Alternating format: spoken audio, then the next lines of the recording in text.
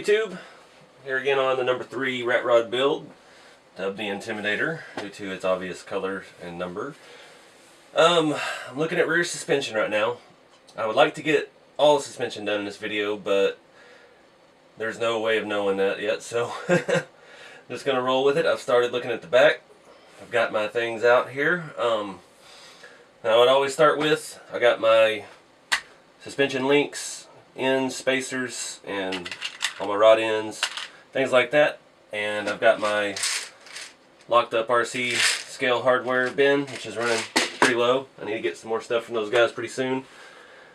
So yeah, I've got it kind of mocked up. I've got the chassis centered in the car, and the axle through the holes that I've cut in the side of the body. Got marked center on the axle, or on the chassis where the axle center is.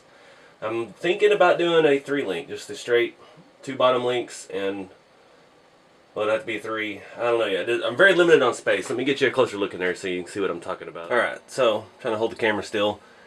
The frame is just sitting on top of the axle at the moment. It will sit up a little bit higher, but I have very short amount of length here for my link rods, and that's going to limit the range of motion. Obviously, most rock crawlers like SCX10s and things have really long suspension links, so you get more flex. But this being an on-road car, we don't care about that. We just want to stay straight and to not come out.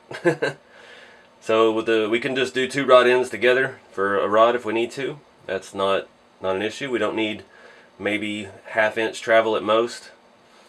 So I've started with an RC 4-wheel drive 3-link truss. This is off the front of a Jalon 2. Notice the front is offset. The upper mount is offset, and one of the rear mounts has the Panhard Bar Mount for the rear. Now, this is going to create another problem.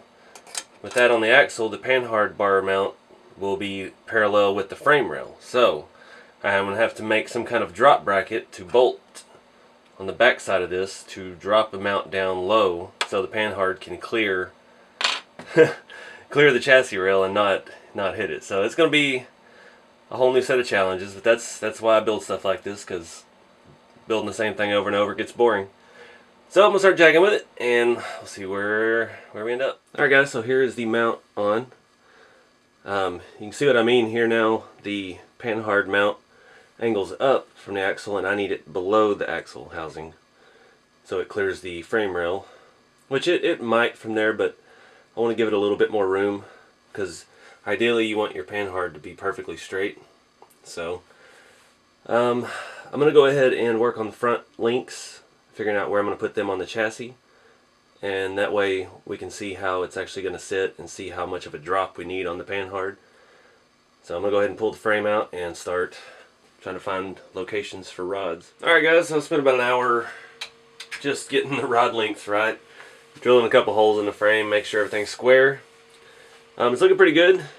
It wants to set off to the side, but I think that's just because the frame's not perfectly even on both sides. It's kind of tilted up. So once I set my Panhard, I will measure the side to side so we get the right amount of movement. But it's looking good so far. The pinion angle stays excellent through the full range of movement, so can't go wrong with that. I'll probably come back and trim this bolt down, maybe the ones on the bottom here too, for the lower links. I leave all that stuff because I don't know yet what I'm going to do with suspension. So I'm leaving things sticking out in case I find a handy use for it later. But yeah, I'm going to start looking at the Panhard. I think I may not need to make an extension bracket down here. I think I can just use the bottom hole on that. I've got to find a Trailfinder 2 or Jalon 2 Panhard mount to put on the side of the frame over here. I think I've got one spare chassis laying around somewhere with one. Yeah, there it is. So I'm going to get to work stealing that and drilling some more holes in the frame, which is not fun right now, but you got to do what you got to do. So we'll keep on trucking. Alright guys, so I got that Panhard mount. I shared a hole here with the rear cross member, that link I've used. I'm trying to guesstimate ride height right now. Oh, I have to drill one more hole on that. It's got a nut on the inside and it shares one here at the end. And it should put my rod with spacing to clear the pumpkin and move everything around. Should give me plenty of room to clear everything. So it's going to sit higher than that. I need my chassis down just a little bit more. This is the sketchy part because I'm setting the ride height basically here. And I don't know yet how the body's going to fit on with all this. Right now I'm limited with range of movement on the body because of the way I cut the sides to clear the axle. So I'm trying to keep it as close to all that as I can. But I want to, so my tires are about maybe half an inch higher. I need to move these jack stands up. Just like a real car, guys.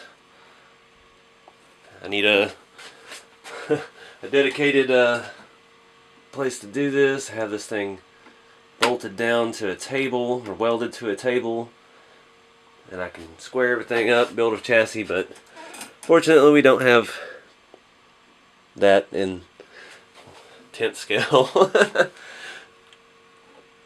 Make sure I got the chassis lifted evenly. So, okay, so my tire is pretty well centered now. And this gives me roughly not much suspension travel at all. So we're going to have to go up with the chassis a little more. Just a little bit. Make sure my sides are even. That gives me about, a little more than, almost half an inch, not quite. I'm going to keep this thing squared because this is the tricky part. So now basically all I have to do is make a rod that connects from this hole to the opposite side of this hole, and whatever length I set that at, everything will be magically held in place perfectly straight. So I've been looking already. I don't think I have any rods the right length, so that's going to be a big problem. So I may have to try to make my own link, which I don't have the stuff to do, I believe. So I'm about to go through some of my bins and some of my parts trucks and see what I can come up with to fit that length that I need there. So it might be a while. Alright guys, so I got ahead of myself, and after I got the Panhard bar on, which luckily I was able to make, it was the last short rod end and the last offset rod end I had.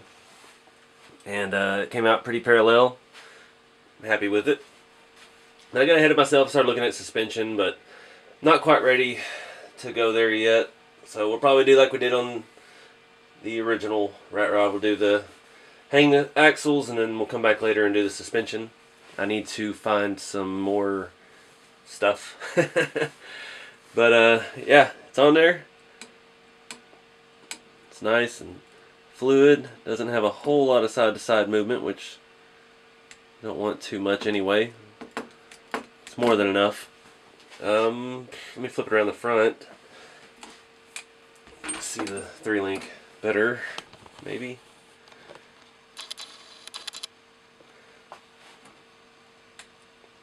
So yeah, it's got plenty of movement. I did adjust the length of the 3rd link just to get the pinion a little bit better. I started thinking about my floorboard and my driveline angles and things like that, so it still stays very, very true. It comes up a little bit, but so that's not that big of a deal. That's about ride height right there. So we might have to come back and shorten it even more, but that's why I like the 3-link, because your 3rd link there is the only thing setting your pinion angle. So once we get the transmission mounted wherever it's going to go, and put a driveline in, we'll see where that needs to be, and we can adjust that length of the 3rd link right there. So no biggie. Yeah, let me go ahead and throw the body on, and we'll take a look at it for the end. Alright, so you can see it in the body. Everything's lining up and jiving pretty good. Body has a little bit of room on both sides of the tires. Those, in case you don't remember, those are 14mm boom racing wideners on the Yoda 1 axle. So, yeah, get them sticking out far enough not to rub the body. I would like to see this with all 4 skinny tires yet, but I don't know. I haven't found anything yet that would work. So, I don't know. We'll roll with the slicks for now. I like the 1.9 wheels. They look right on. A little flashy, but it'll be all right. So, yeah, I guess the next video we will hang the front axle finally. I did want to show you one little thing. It's really hard to explain, but the way these axles have the square section, these are the semi-truck axle. Turn that for you. They have this square section where it bolts to the leaf spring. And that is usually how I mount like a radius arm type front suspension to it. And those will be... They stick out just a bit past the hood, but due to the angle of the body, angle out towards the firewall, the backside where the radius arm would come in is inside the hood from the opening that I cut. So that will allow me to completely hide the front suspension. There may still be some more trimming of the opening that I cut to clear the axle, but all of the radius arm links and stuff will go back parallel with the frame from the front axle and be hidden underneath the sides of the hood to keep that smooth, sleek look on the outside. And totally accidentally happened, but I'll take it. I haven't thought about steering yet. I don't want to wait too long before I think about that. Remember what happened on the first build. So I should have room, once we get the front end hung out there, I should have plenty of room, probably even to throw in a full-size servo. We'll just have to see where the engine sits and everything. But I think it's going to work out alright. Not too worried about that yet. But yeah. That's where we're going to end, I guess. I appreciate everybody watching. And please like, subscribe, and share. Follow on Instagram and Facebook. And yeah. Think outside the kit. That's kind of my motto. I got so bored building the same things over and over and over, and just slightly different. You gotta, think outside the box, but think outside the kit. Think of using all of your components and things from your crawlers and your on-road cars, and how to combine them into something completely custom. And that's what I'm trying to do here. So, anyway, I appreciate everybody watching. I'll see you all in the next video.